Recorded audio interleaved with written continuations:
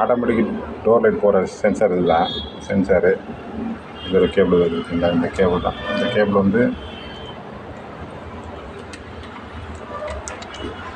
2 இருக்கும்.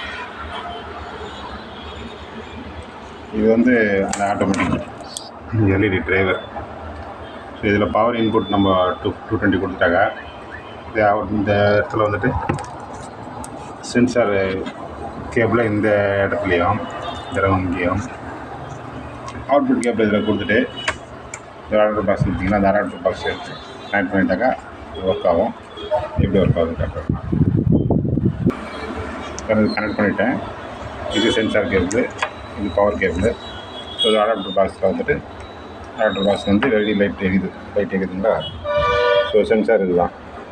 So சென்சாரோட cut பண்ணாக்கா automatic light off ஆகும். ஓப்பன் பண்ணாக்கா லைட் எரியும்.